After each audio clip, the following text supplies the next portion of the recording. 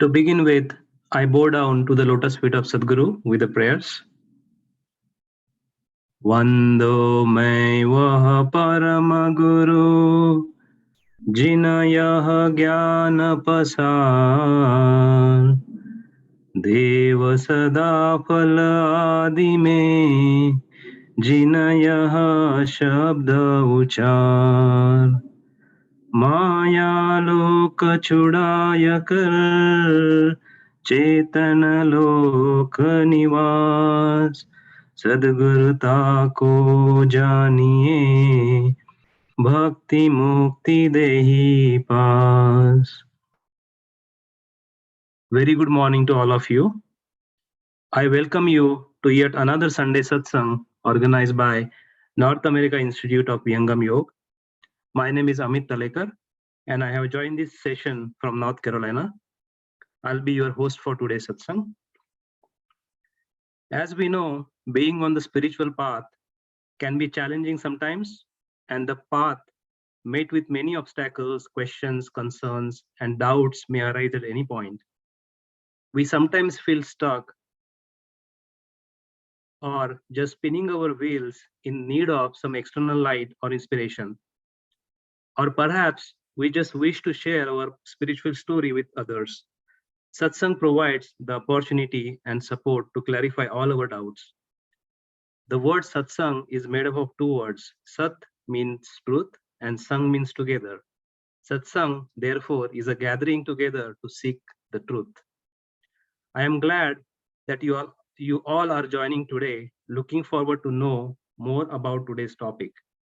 Throughout the week, we are busy fulfilling our materialistic needs.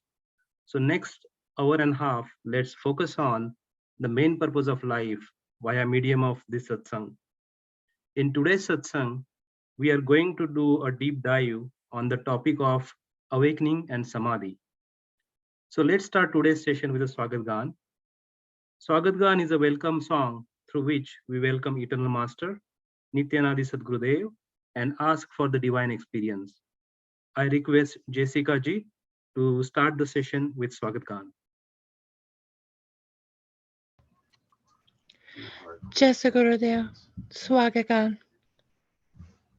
Aja Swagata Nitya Guru Vara Santa Shubhagama Aye Adhyatma Vidya Divya Jyoti Somara Sabara Saye Dosha Dura Guna Dura Karike Shurahan Sabanaye Bede Kama Gati Gyana Karajana Shakti Dwarva Hataye Kule Dwarva Shabda Saga Bhakta Jana Anavaye Jana Sada full of Isha Shikshaka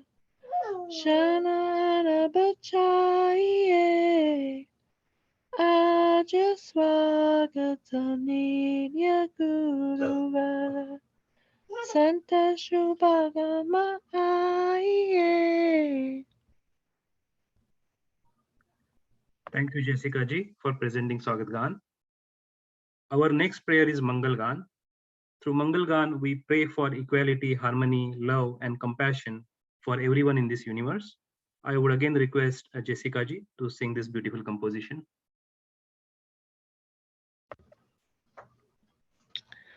Mangal Gan.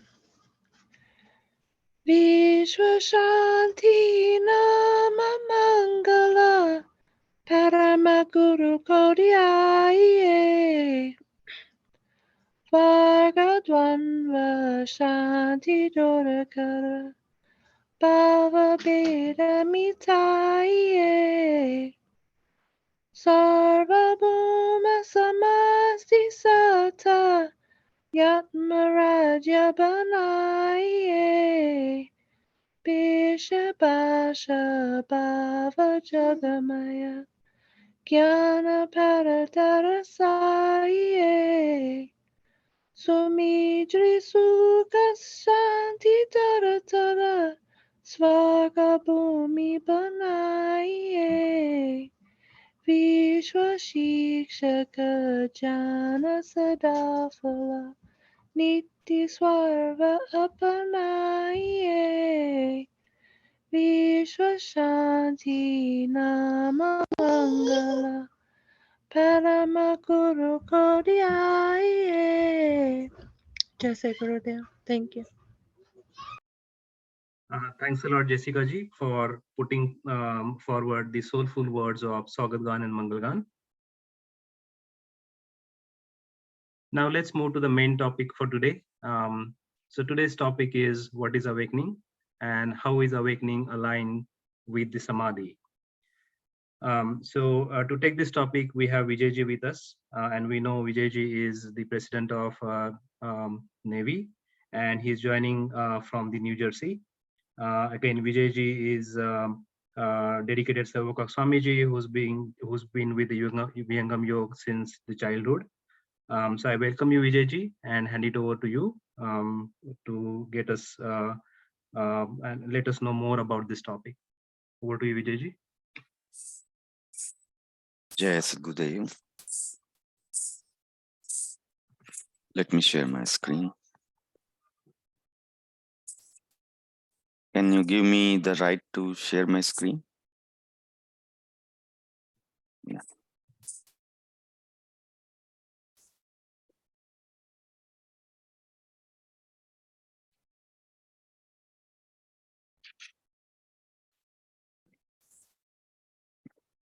Bole Sadgurudev ki jai. बार बार वंदना करूं सद्गुरुदेव हमार यहाँ वहाँ सब ठाम में महिमा परम्पार शरण शरण मैं शरण हूँ हे गुरु बंदी छोर मोहि उबारो हे गुरु यह सौ बार निहोर जन अधीन वंदन करें कहीं विधि की जैसेव वार पार की गम नहीं नमो नमो गुरुदेव. Awakening. This is a term that we use in various sense, but definitely in the spiritual field, when we find a yogi who is enlightened for the wisdom of Brahma Vidya, the one who is working in spreading the wisdom of Brahma Vidya to others, we start regarding that soul as, oh, this soul is awakened soul. This soul is awakened. We use these kind of terminologies for such divine souls as well. So what is awakening? We use the term awaken even in our day-to-day life as well. When we are in the state of sleep and we wake up from the sleep, that is also one level of awakening. Why is that one level of awakening? Because we are awakened for the perception of the world. We are awakened to perceive the five subjects of the world made of inert matters. So awakening is to emerge from the state of slumber, from the state of sleep. Awakening is to become conscious. Awakening is about being ready to perceive certain things. What you are ready to perceive decides your level of perception, your level of awakening. So, what is your level of awakening? That is determined by what is the level of perception that we have developed within ourselves. There are people who are, let's say, in the deep sleep, tired, and even in the daytime, when the sunlight is there, everything is crystal clear. But because he's sleeping on the bed, his indriyas are not functional. So he is not even able to perceive the materialistic subjects. But when he wakes up, suddenly there is a level of experience for him. Before he wakes up, it was all dark. There was no experience. But when he wakes up from the sleep, there is the experience of the world. So you can understand that at every level of awakening, there is a new experience. Then only it is called awakening. Something which was in the darkness before, suddenly it came into light. When you are awakened to something, that means now you are ready to perceive that. You are perceptive of certain level of experience which were beyond your experience before you woke up. And that's why awakening is to become conscious of something which you were not conscious of before, which you were not able to perceive before, which you are not able to experience before. So what is awakening? Awakening is to be awakened to certain level of experience. So what elements are actually in the state of sleep? What needs to be awakened? When we are talking about awakening, we know that in our day-to-day life, we fall asleep. So when we fall asleep, what happens? Then our mind dissociates from the indriyas. Mind dissociates from the soul. So eventually what happens? The indriyas, the senses, they lose the consciousness.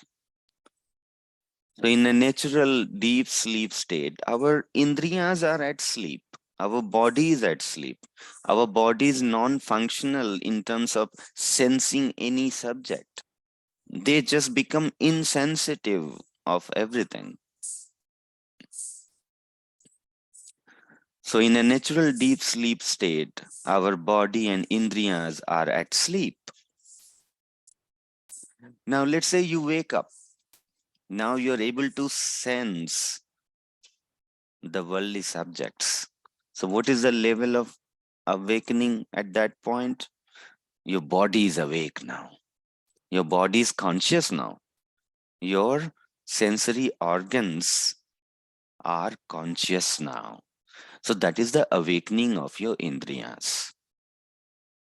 But even if your indriyas are awake, are we not selective in our consciousness?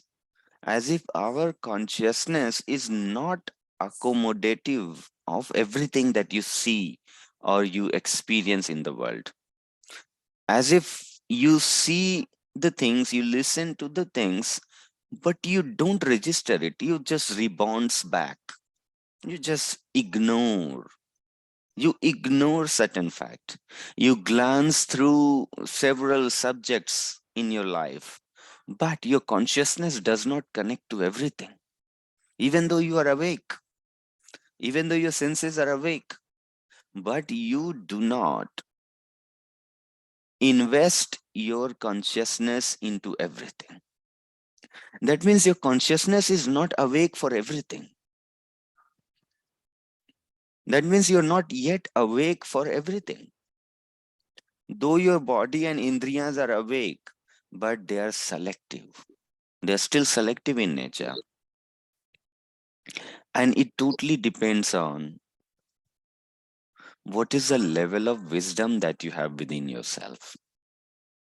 Based on the level of wisdom that we are very selective of what we want to connect our consciousness to.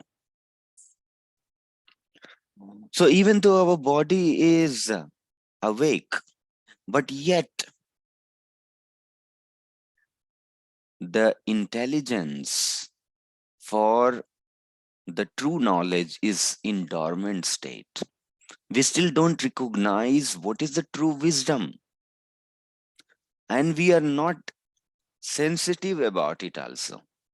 In that case, we say that our vivek is still sleeping, our intelligence is still sleeping. We are still in ignorance, we are still in darkness. Though we are in the light of the sun, but we are still having no light of the knowledge. So, when there is no light of knowledge, when there is darkness of ignorance, then our intellect is still sleeping. It is just doing what senses are bringing from the outer world. The intelligence, our intellect, is just being confined in contemplating on those subjects, those worldly affairs. The intellect is still dormant about the wisdom that can make the soul blissful and peaceful. Our intelligence is not yet there. So our vivek, our intellect is in slumber if we are in ignorance. So that is another level of sleep. Though our body is awake, senses are awake, but we are not awake for the knowledge yet. And then what is the other level of sleep? Our surati is at sleep for the experience of consciousness. Though our surati is awake for the worldly affairs, but our surati is not awakened enough, is not awakened to the level that it could experience any conscious elements. So our body is at sleep, our intellect is at sleep, our surati is at sleep, and our nirati is at sleep.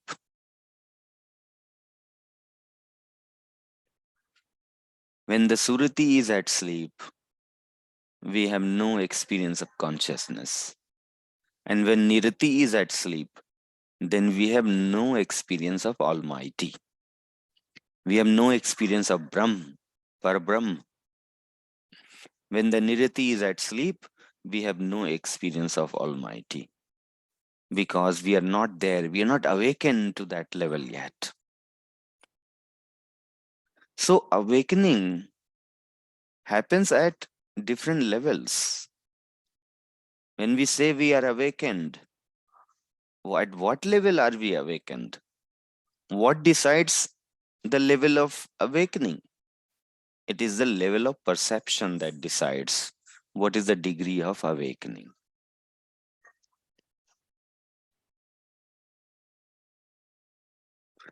So Jasvinderji is saying, is mind also at sleep? The mind is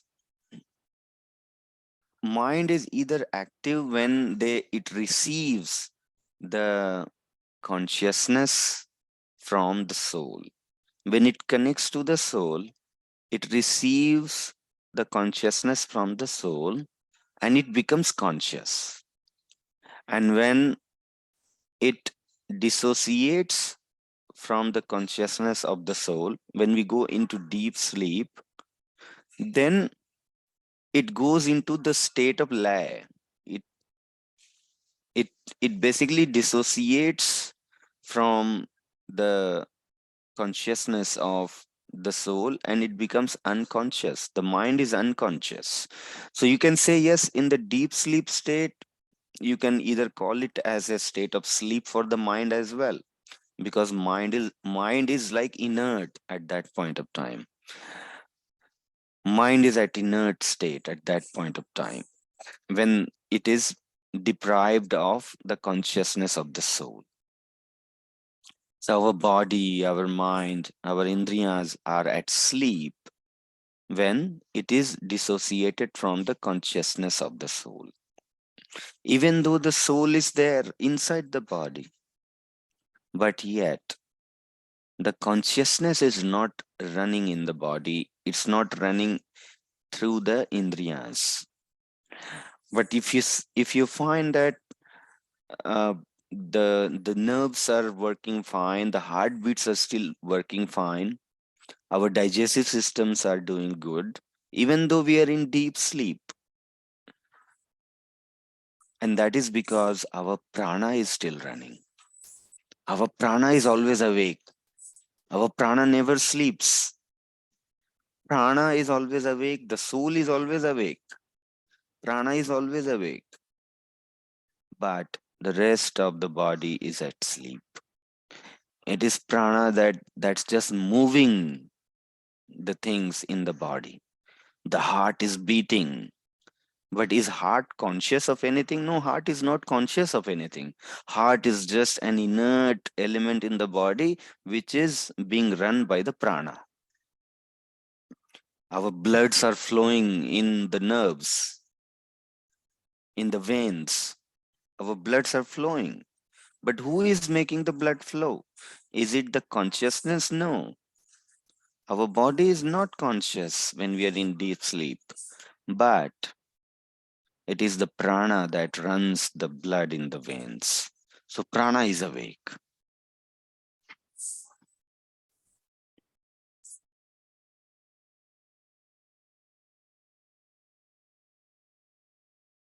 So awakening, what is the degree of awakening? It is decided by the level of perception. So when we are at the level of perceiving the world, it is called normal awakening. It's just that your indriyas are awake now. Your indriyas are capable of perceiving the world. That is a normal awakening. But when any yogi comes and tells you, hey, your life is very precious, it's very precious, you need to invest your breath into the wisdom of Brahma Vidya. You need to understand that after several cycle of life and death, you have fortunately got this human life. If you lose this human life, you'll be thrown back again into the cycle of life and death, and the soul will remain unquenched, will remain in bondage, and the suffering will continue. Even despite we hear all that, not everybody make any corrective actions in their life. Not everybody. What does it mean? It means that their vivek is still in dormant state. Their vivek is still sleeping. Their intelligence is still sleeping. Their intelligence is awake only for the worldly affair, but their intelligence is dormant towards the Brahma Vidya wisdom. That awakening is still due.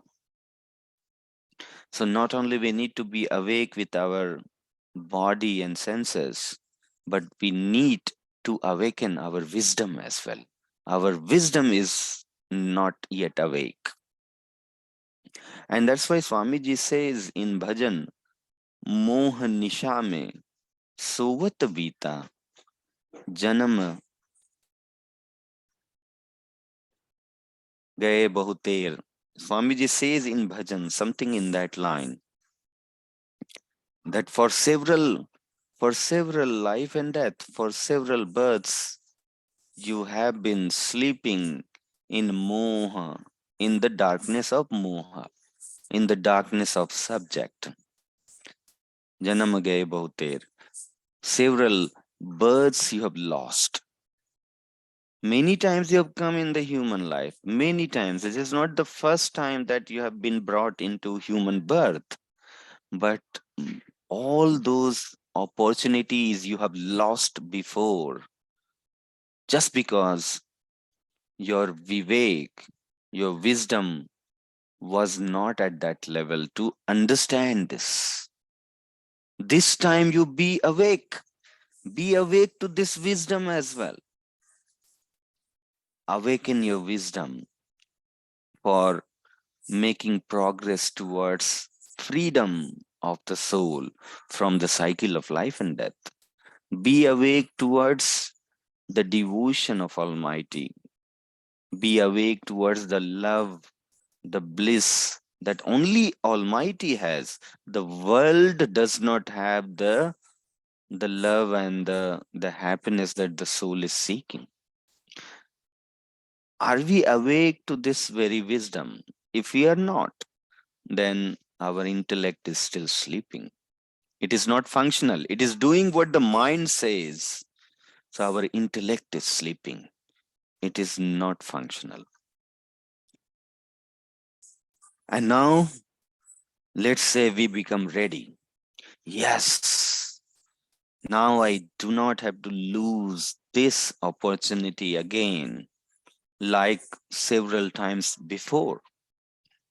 I have come to the human life several times before as well, but I lost the opportunity. This time I won't.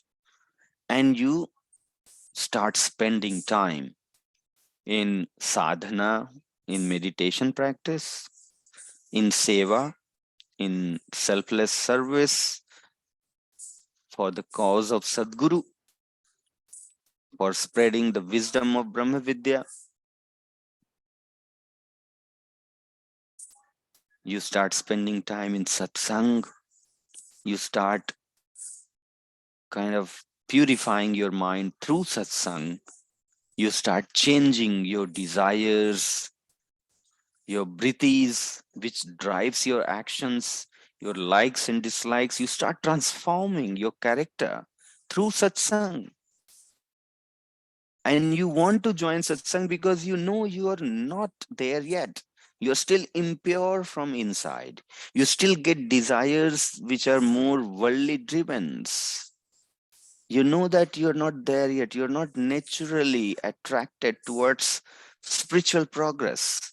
More you know that when your wisdom is awake, when your vivek is awake, you will still force yourself. No, I have to do sadhana.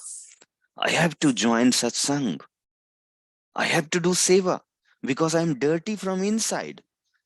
I have to do it. Who will do like that? One whose intellect is awake, who does not let mind overpower it. Even though the mind says, no, just be lazy, just be sleepy, just get into sensory gratifications. The pride is important, our ego is important. Oh, how can anybody hurt my ego? I must fight for it. All that will drive you crazy, and your intellect then will be caged into making plans and contemplate about the same subject that the mind wanted you to. That means your intellect is not awake. Your intellect has started doing what mind says. But when intellect is awake, then you recognize what is problem within yourself. What is the goal of life? Where do I need to head to? Am I making progress to that direction, or am I going in the wrong direction? Your intellect is awake, then it will recognize. It will know that I am making downward flow. I am degrading myself. I am not upgrading to become purer and purer and purer. You will recognize that if your intellect is awake. So, the very first thing that we need, the first level of awakening that we need, is to be awakened to the wisdom of Brahma Vidya.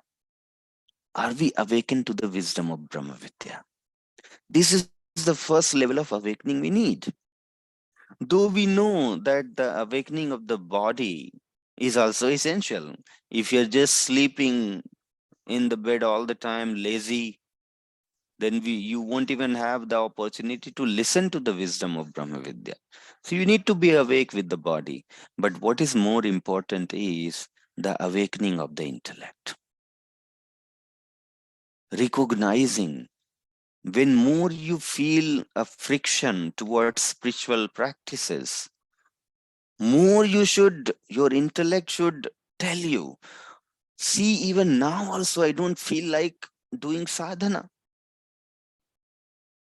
So this wisdom, this understanding, when this develops within yourself, when you start recognizing what is right, what is wrong, when you know what is spiritual and what is worldly, when you start recognizing what is good for my soul and what is bad for my soul, when this very understanding is awakened within ourselves, then we can say that our vivek is awake. Vivek, our wisdom, our understanding is awake now. So Swamiji says, Samjhab kal dayal ka vidya para vivek. Kal pash se chutiya madhu vidya ke tek. Only when you understand the game of the Maya, when you know how Maya, how Kal is playing game with me, and when you know that your goal is not Maya, your goal is Almighty, when all these understandings are developed within yourself, and when you live in that wisdom, that means intellect is awake then. That's the awakening of the intellect. मोह निशा में सोवता वीता जन्म अनेक मधु विद्या से जागता भ्रम आलस गए नेक. Swamiji says that for several lives, many opportunities of a human life have been lost, all because of the darkness of moha. The moment you come to the human life, when your senses are awake, it becomes it becomes again a victim of all the worldly subjects, and you end your life just revolving around those worldly subjects. For several lives we have been doing that, but when we start hearing about Brahma Vidya, when we start getting theory of Brahma Vidya, then our vivek starts awakening. Now it starts recognizing. Then it knows that I am living in ignorance. I need to break free from the ignorance. This very awakening is very important awakening. This is very fundamental awakening. And we need this very first awakening of the intellect. What is the next level of awakening we need? When we are awakened about the Brahma Vidya knowledge, we start making progress, but yet our experience of consciousness is not there yet. We are not yet to experience, we are not there to experience the conscious elements yet. And this is because our Surati is not yet awakened to experience the consciousness. What is Surati? The Surati is just like you have a hand and leg as the means for performing the action in the worldly affairs. So these are called medium. So these are called jad medium, the inert medium. This body is the medium for whom? For soul. For soul, this body is the inert medium. Similarly, for the soul, the consciousness is the conscious medium. Surati is nothing but the consciousness of the soul. So Surati is the conscious means of the soul. On the basis of Surati, the soul can experience the conscious element. On the basis of inert indriyas, the soul can experience the inert world. So based on what you want to experience, you use that medium for your experience. So we have been able to use our indriyas to experience the worldly subjects. And that experience also happens through Surati only. It is Surati that awakens the Indriyas, and then Indriyas are able to capture the worldly subjects. But this Surati is not yet awakened independently. This Surati is not yet awakened detached from the worldly, from the Indriyas. This Surati is encaged into the limits of Indriyas. So we need that level of awakening where this Surati becomes independent of Indriyas. And Swamiji says, Prakrit Deha Asanga hai, Nij Sarup Prakash. When the light of our own identity awakens, it is then in the state of Turiya, we awaken our sense of consciousness. Our Surati is awake to the sense of consciousness. प्राकृत देह असंग है निज स्वरूप प्रकाश जागृत भाव अभाव है तुरिया जागृत भास. So when our turiya state is attained, when the surati is awakened to the consciousness, then beyond the materialistic subject, we happen to experience our own identity. In that state of experience, we experience our own self and not the world. Our world, the materialistic world, is then dormant in our experience. We are beyond, we are not connected to the world at that point. It is in the state of meditation. It is in the state of meditation where we are disconnected from the worldly subjects.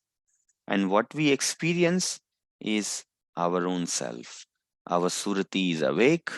Now we have awakened in a state of experiencing any other conscious subjects as well. So that is one level of awakening. So after our intellect is awakened, then our surati needed to be awakened. When the surati is awake, then we attain our own experience. We also experience Akshar Brahm. Akshar Brahm is also experienced only when the surati is awakened. But yet, Samadhi is far away from there. Because after surati, the nirati needs to be awakened. Before nirati awakens, there is no divine drishti, the divya drishti. The divine eyes are not yet open. What is divine eyes? Only when the 11th door opens. Only when we connect to the light that is there at the 11th door, and when we are able to perceive that, it is only then we can say that we have got the divine eyes open now. Our divine eyes has opened now. Now we can perceive the divine light of Almighty.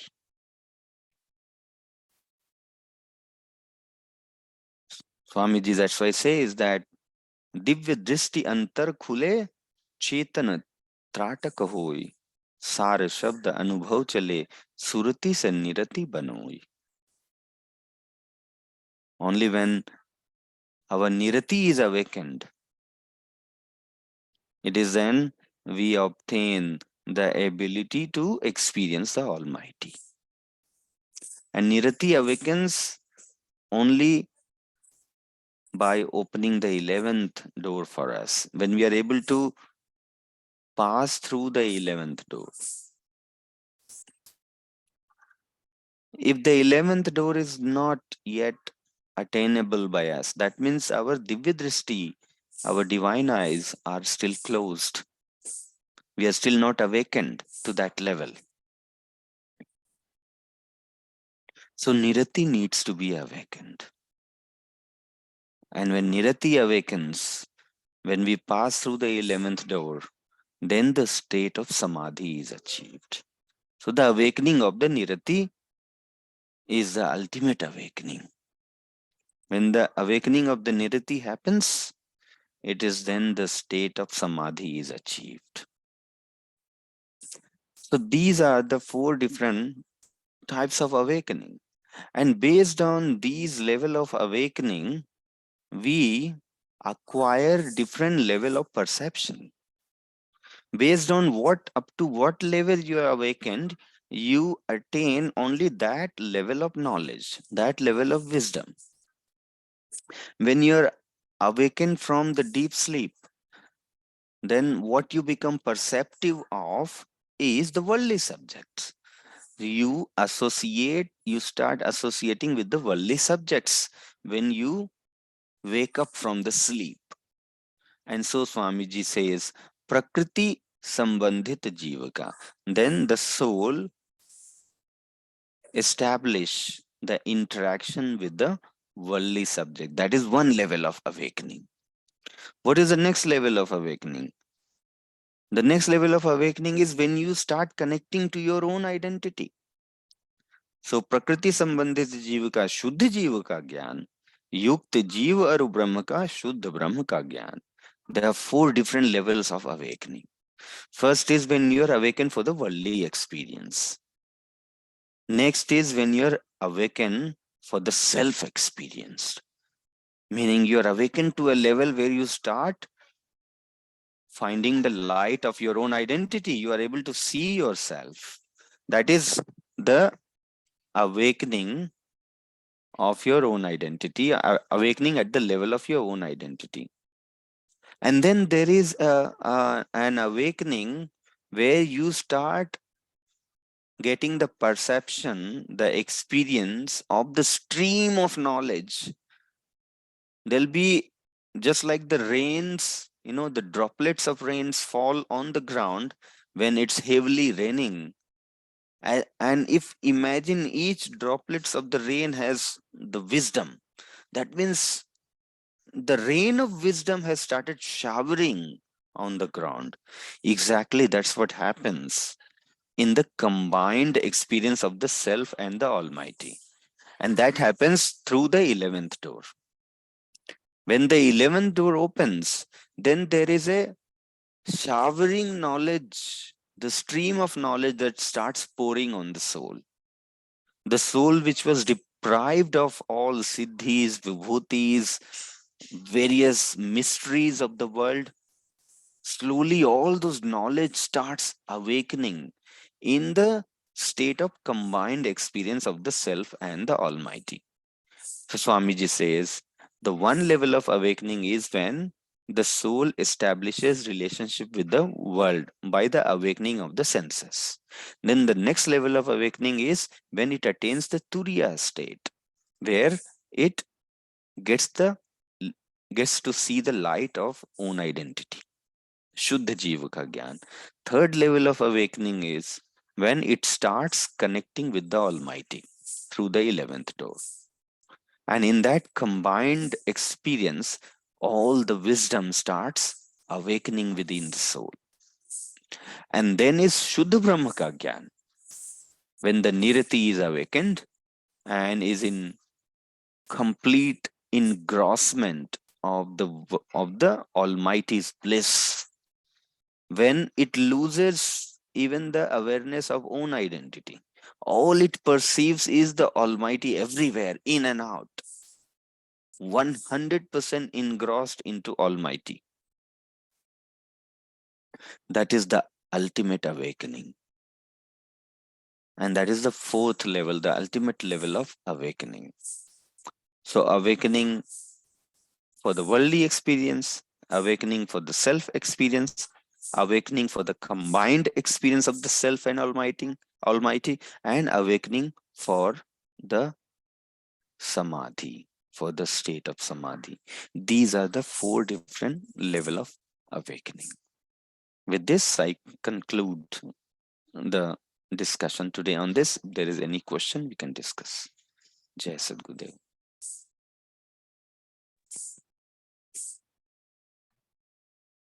Thank you, Vijayji, for beautiful clarification. You know, we use these terminologies very loosely and getting the understanding, it's so great. So awakening and enlightenment is the same thing, or there's little difference? Vijayji.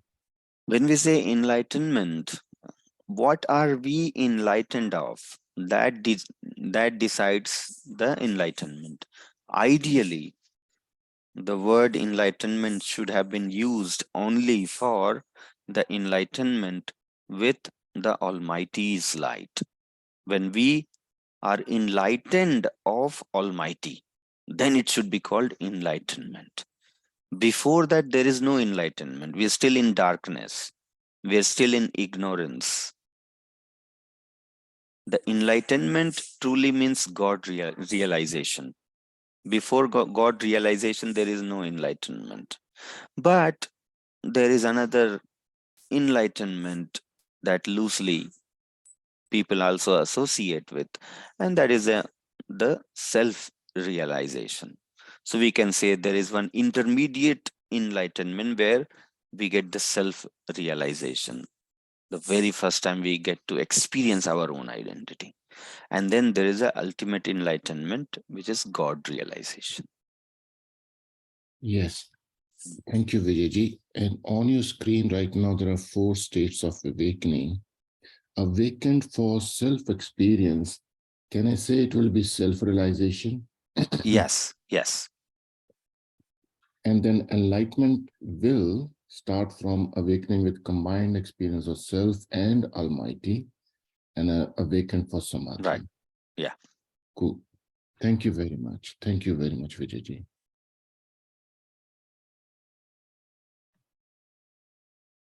Thank you so much, Vijayji, for explaining this topic so beautifully. And again, thank you, Jasvinderji, for that question. If anyone has any other question, please feel free to unmute yourself and ask any question that you may have. Maybe I'll just comment. This is Ranjan. Thank you so much, Vijayji. As always, it is so enlightening to listen to your, in-depth,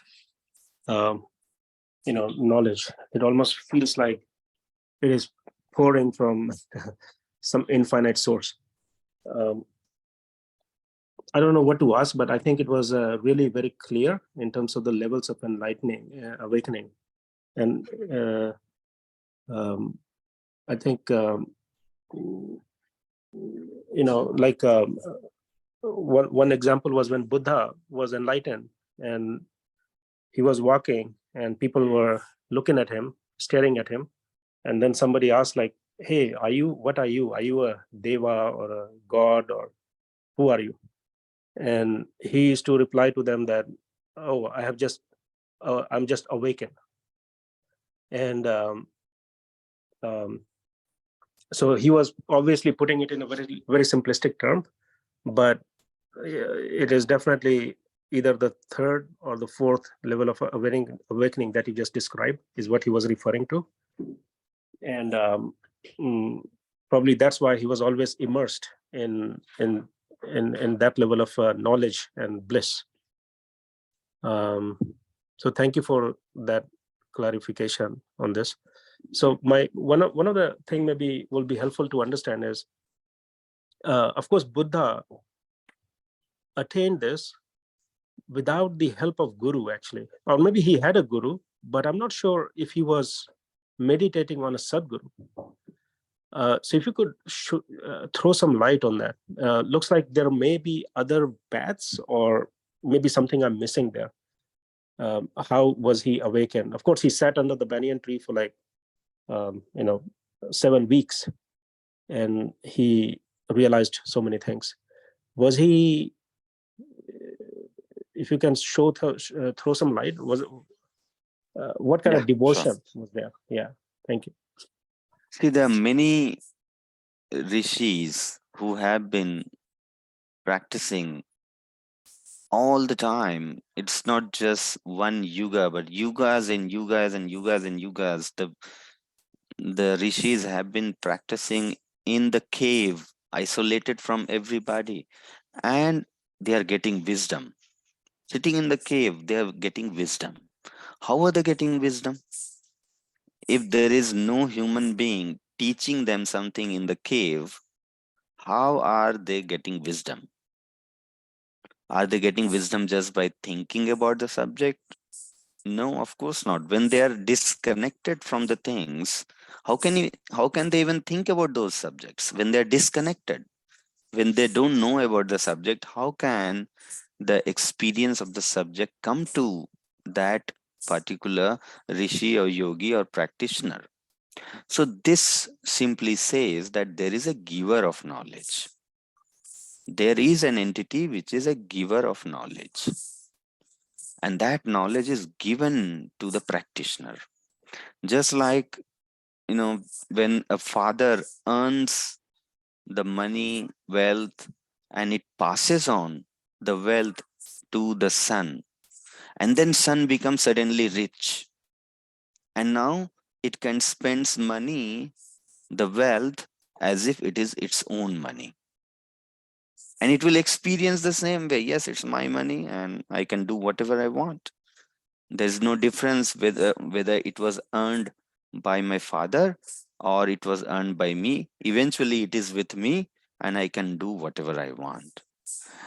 So similarly, the always knowledge always comes from eternal Sadguru.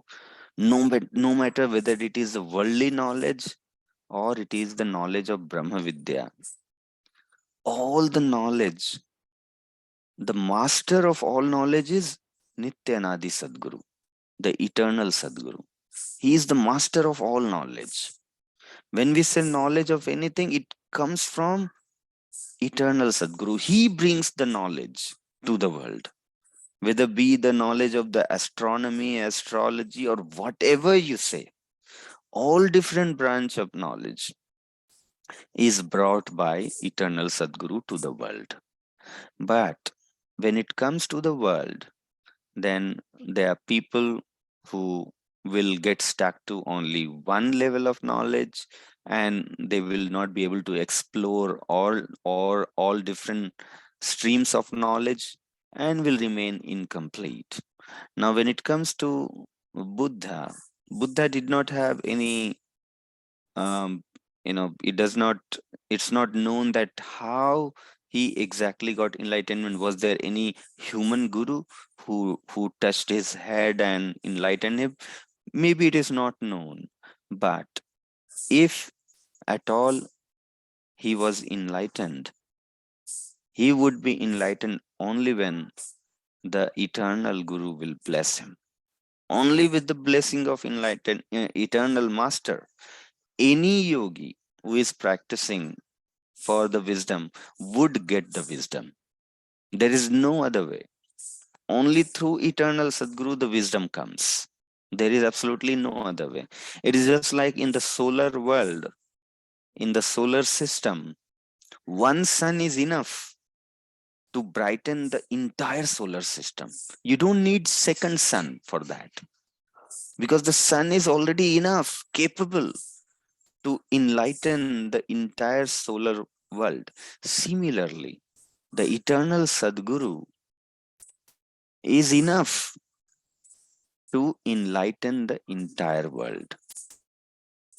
When it comes to the wisdom, when it comes to the knowledge, eternal Sadguru is the sun of this. It is the sun of the spirituality, meaning it is the source of light of knowledge in the field of spirituality. Sadguru is the source of knowledge. Sadguru is what brings the knowledge down. Though the actual source is Brahma, is the Brahma, the Almighty. Brahma Vidya hai Brahmaja. Brahma Vidya originates from the Almighty, but Sadguru is the one who contain it within himself and brings it down and makes it available for the needy soul. So anybody, any yogi who you don't know who was his master, of course, then if he got any wisdom, it was all by the mercy of eternal Sadguru, nobody else. Yes. Thank you, Vijayji. Thank you so much. Looks like Monica ji has some question too, looks like.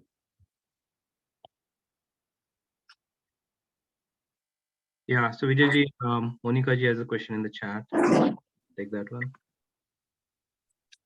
How are the last three levels of awakening related to one's perception only? Is it only by our perception, or you meant to say through the readiness of one's consciousness? Isn't Guru Kripa needed to attain all these different level of awakening in a yogic life? When we say perception, the perception here does not mean just the sensory perception at the level of senses. Perception at the level of consciousness. By perception here means the perception at the level of consciousness. In fact, for the worldly affair also, for the worldly subject also, the perception happens at the level of consciousness only, just that it happens through the indriyas. So when we are talking about the three other level of perceptions beyond the worldly affairs, yes, certainly we need Guru Kripa for that, because that level of perception will be awakened only with the Guru Kripa. Whether be the awakening to the level of self-realization, or awakening to the level of combined experience of self and Almighty, or to the level of experiencing the Almighty. These three different levels of awakening is possible only after we get the shelter of Sadguru. Jai Sat.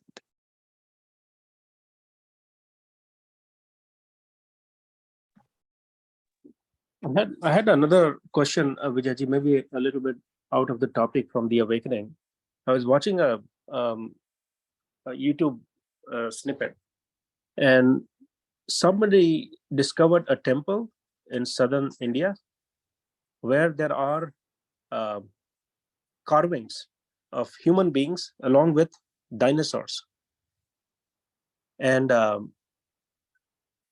it and basically the story there was that it appends the whole idea of evolution, human evolution.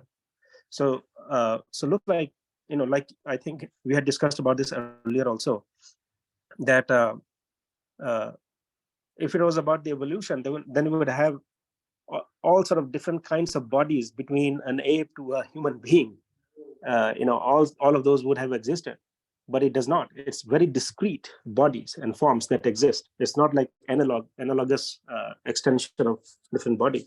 So even though Darwin theory is very much acceptable in the modern world, in the Western world especially, but looking at what exists on those carving, it looks like the human form had existed not only few thousand years or tens of thousands years or 300,000 years based on historic archaeological data, but looks like tens of millions of years. So if you could throw some light, it was kind of very fascinating. But these kind of YouTube videos just propping up with very little to no visibility, unfortunately, but he cannot ignore them. They do exist. Right. And Yeah. Yeah, so Swamiji says that Srishti happens at, you know, 6 different levels, 6 different ways. And one of the, or rather the first Srishti, first creation, first level of creation happens through Sankalpik, meaning just through the wish of Almighty. When Almighty wishes for the creation, it is then all different incarnations start appearing. And in that, the human being is one of that. Human being, along with all different species, they appear at the very first instance through the Sankalpik Srishti. And there is Sansiddhik Srishti. Then there is Ushmaj, Andaj, Pindaj, right? So, and then, so Ushmaj Srishti is also there, Pindaj is there, Mathuni Srishti is there, Sankalpik is there, Sansiddhik is there. So Sankalpik Srishti is when the very first instance, let's say after the world is created, then the Jeev will appear, the soul will appear in the body, in the different species at the Sankalpik Srishti. So in that, the human being is one of them. The very first instance when the Jeev happens to appear on the earth, the human being is one of them. In fact, if we go into the deeper science of Sant Mat, it says very clearly that initially it was Niranjan and Adya Shakti. Niranjan and Adya Shakti, and there were some of the rishis, about 13 rishis or 14 rishis, they came into existence. And then through Adya Shakti and Niranjan came Brahma, Vishnu, Mahesh. They were born out of Adya Shakti and Niranjan. They were the first 3 human children of Adya Shakti and Niranjan. And then Brahma, Vishnu, Mahesh started exploring the limits of creation and the Almighty through meditation, and they needed guidance how to explore this. And eternal Sadguru was there to enlighten them with Brahma Vidya, enlighten all the other rishis with Brahma Vidya. In the beginning of the creation, I'm saying that the rishis were there, and the Brahma, Vishnu, Mahesh also get the birth. And they all were enlightened by the eternal Sadguru in the very beginning. And that's how the Vedas then came into picture. The seed knowledge of Vedas were given by the eternal master to the rishis. And then slowly it passes on from rishi to the next generation to the next generation. And that's how the Sant Mat came into existence. And the Vedas came into life. Somebody started documenting it for the first time. Otherwise, it was just mouth to mouth. Then it was organized by Veda Vyas. So all that, generation by generation, then the knowledge started passing on. The knowledge which was originally brought down by eternal Sadguru to the human being on the very first day when the jiva came into life in this creation. So Santamat says that right from the beginning, all different species existed. All different species existed. It is just that with time, some of the species we think that have gone into oblivion because we have reached only to the earth, but there are other planets where Some other species are also there. There are infinite different types of species. Infinite. There are not even 84 lakhs. 84 lakhs is just a symbolic number in the Santamat. Our Swamiji says, Ananta Yoniya hai. There are Anant, there are infinite types of species. The human science, the human scientists have not even reached to the 84 lakhs of incarnation. Forget about the remaining, the infinite number of species, and all those different kinds of species come into existence with the sankalpik srishti on the very first day itself. Yes. Thank you so much. That absolutely, that's very consistent with the, that definitely makes a whole lot of sense. So all different form of human that exists will have that possibility to attain God realization, basically. But any Right. non-human form will not have that ability. Correct. Yep. And when it comes to decide that, okay, so very first time when the sankalpic srishti happens, which soul will fall into human birth and which soul will fall into any other species, it is decided by the karma that the soul performed prior to pralay. Yeah. So when the pralay happens, all the karmas that we still had and we had not reaped the outcome of it, they were still there with the soul. And when the srishti happens according to the karma, so that means the soul is caught into the cycle of life and death, not only for one cycle of srishti and pralay, but again for infinite cycle of srishti and pralay, also the soul will remain trapped into the cycle of life and death until the soul gets the shelter of Sadguru. So, getting shelter of Sadguru, getting connected with the wisdom of Sadguru is the greatest boon of Almighty, I would say. It's so rare opportunity that we get connected with the stream of Sadguru power in this human life.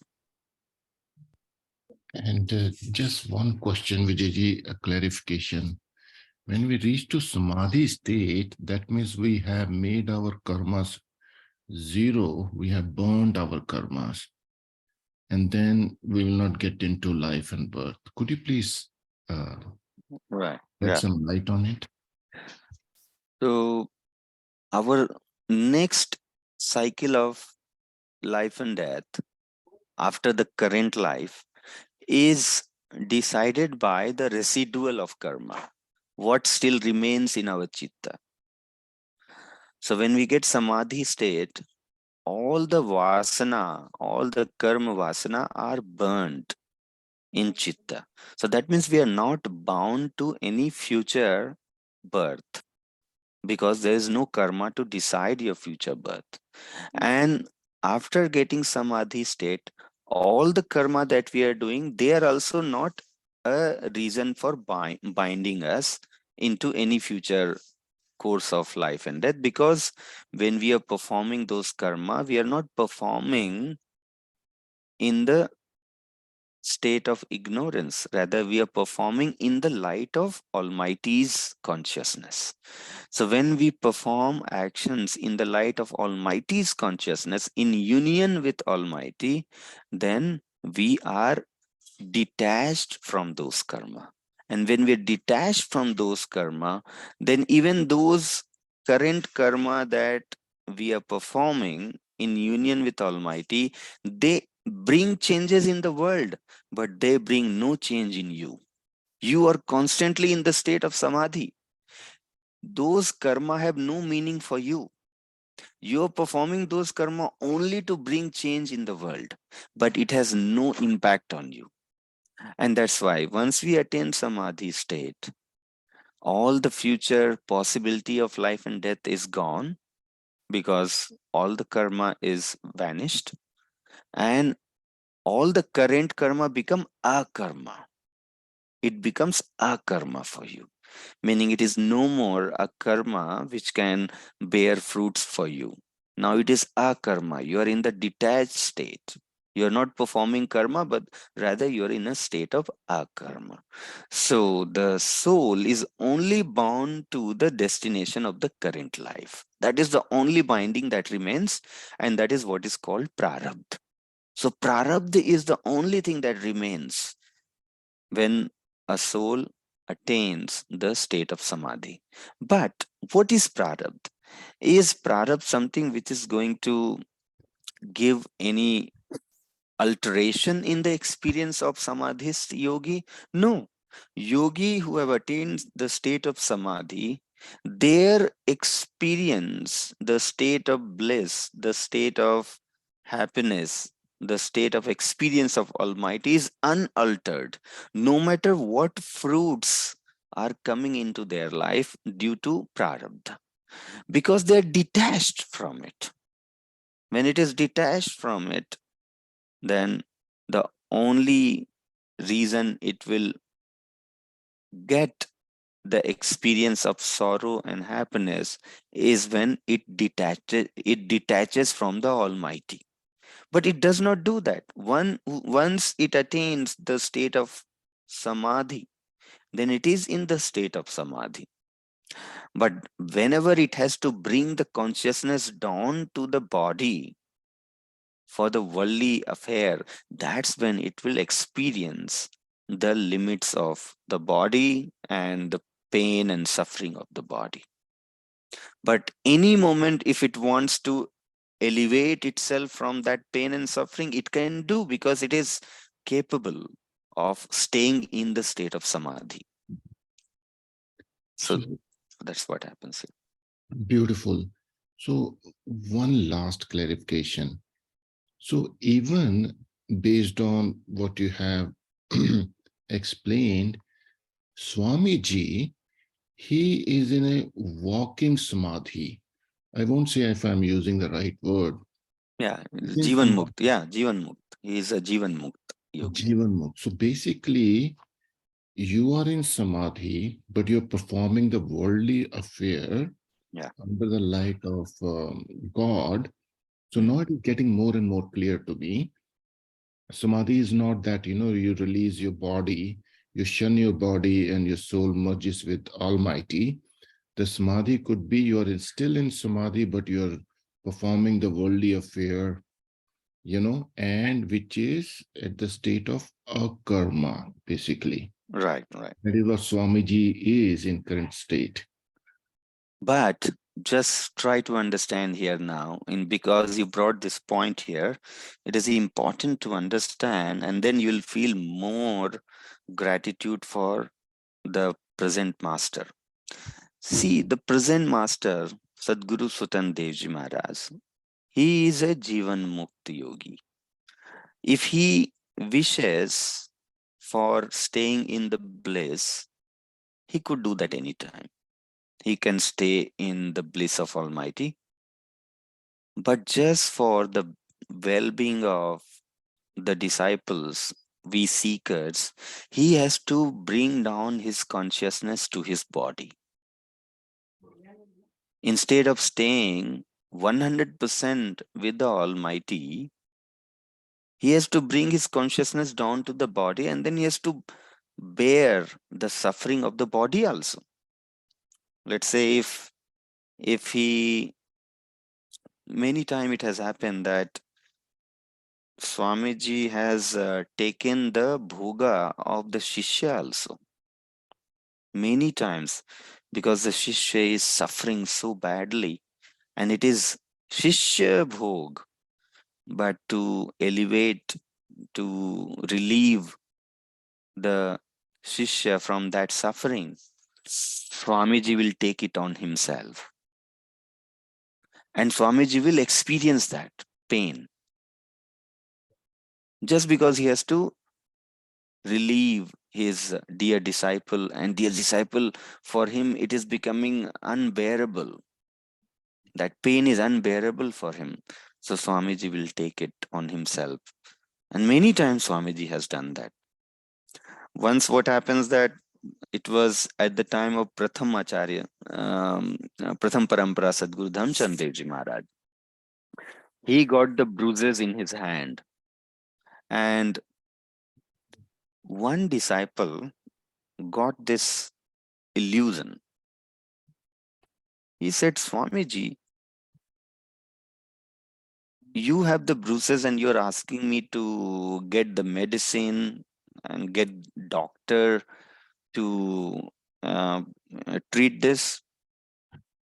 Isn't it that it's all possible for you to just get rid of it?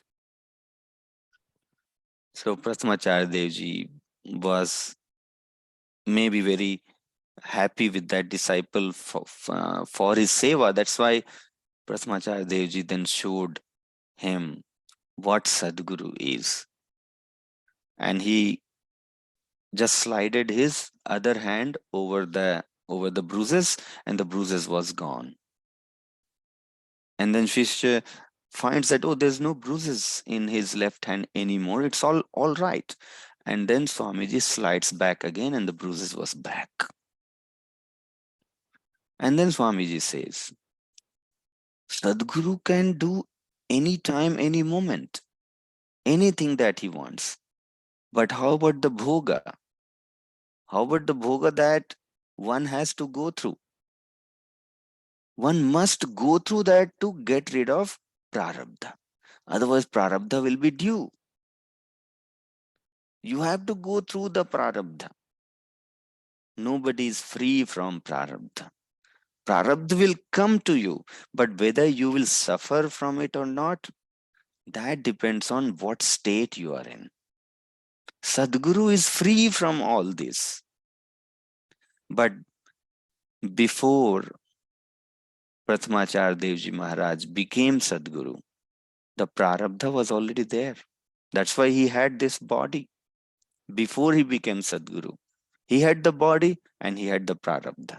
So things will come.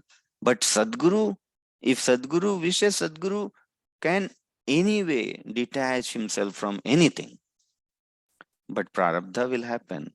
So through his own example, he told a disciple that prarabdha will come to you also. So instead of you escaping from prarabdha and asking Sadguru that please relieve me from my pain, I cannot bear it, please get me rid of it. Rather, you should develop the endurance to go through it.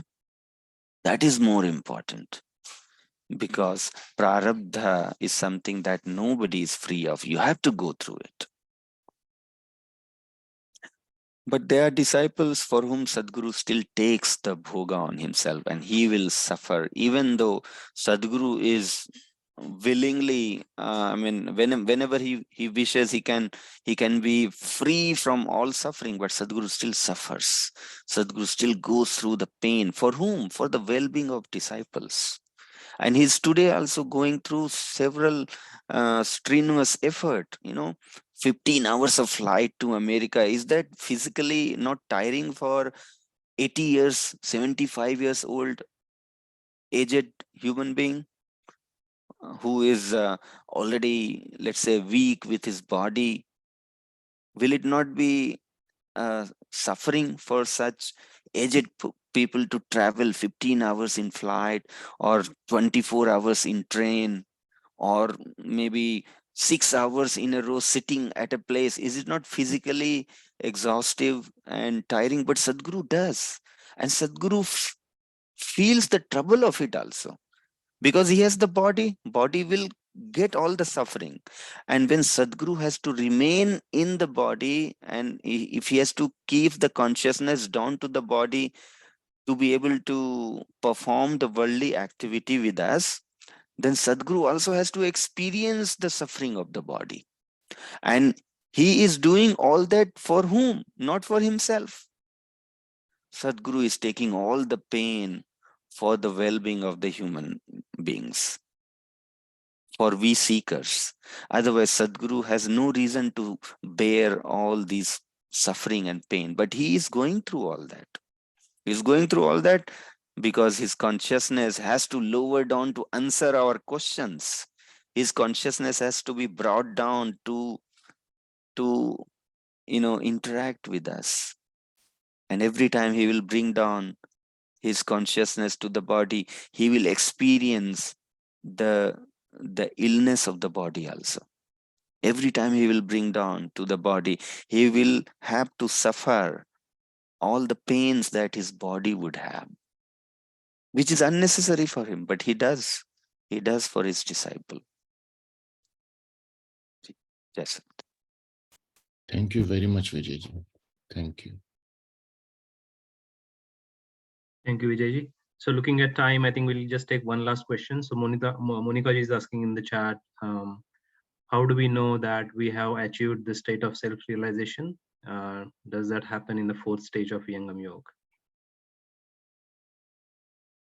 Yes, so it happens in the fourth stage of Vihangam Yoga, and when the self-realization happens, one will see the light of the soul, and one recognizes own identity. The Sadguru is there to guide for that. Yes. Thank you so much, Vijayji. So now we'll move to the last phase of this session, where we'll do the ending prayers. Vijayji, you have anything to share before we move to that last stage? No, that's it. Yeah. Thank you so much. Thank you, Vijayji.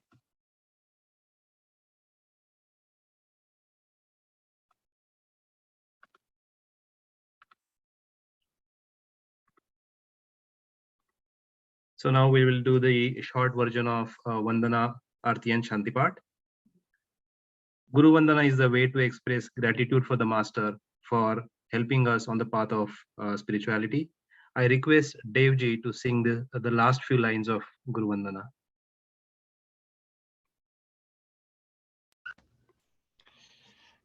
Vandana. Prabhu Kalpa Santa Samaj Atam Sarva Dharma Acharya Haim Jiminajya Asriti Sindhu Ki Hai Vishva Pathamaya Karya Hai Prabhu Satya Santa Samaja Tere Aparaksha Ki Jai Jana Sadafala Jana Bhakti Vriddhi Dina Dina Kijiye. Thank you. Our next prayer is Arti. Arti is a prayer where we acknowledge the power of Almighty and pray that all disciples experience eternal joy, love, and freedom from worries. I request everybody to stand up for the Arti. And again, I request Devji to sing the last few lines of Arti.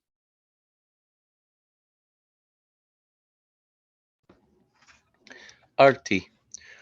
Guru Marathi Gati Kam Drama Sevaka Nayana Kakora Palaka Palaka Nirakalata Rahe Guru Marathi Ki Or Shweta Shweta My Shweta Hai Seva Seva My Shweta Shweta My Shweta Tina Bhata Amrata Para Shweta Mahamada Shweta Aktakra Saba Sunya Para Dora Adhar Ki Para Taham Sadafa Garakahi Pulipara Sumara. Thank you. Thank you, Devji. All please be seated. Our final prayer is Shanti part. In the Shanti part, we chant for peace for everyone who exists in this universe. May Sadgurudev bless the entire cosmos with the peace, love, and prosperity. I request Devji again to recite the last few lines of Shantipat.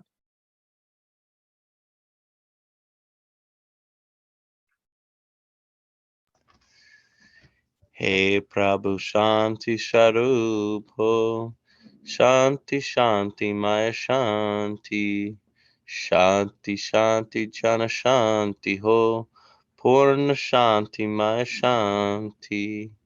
Hey Prabhu Shanti Pradana Kara, Duraho Sarva Ashanti, Deva Sadafala Shanti Maya, Shanti Shanti Sukha Shanti. Jai Gurudev. Thank you. Thank you so much, Devji, for concluding this session with the prayers. I would like to thank all of you for joining today's session. Again, special thanks to Devji, Vijayji, Jessica ji, Jaswinder Singh ji, Niranjan ji, Monica ji for their participation. I encourage everyone to give some thoughts on what we have heard on the call today. Let's conclude the session. See you all next Sunday, same time on the same bridge line. Have a wonderful day ahead, and Jai Sadgurudev.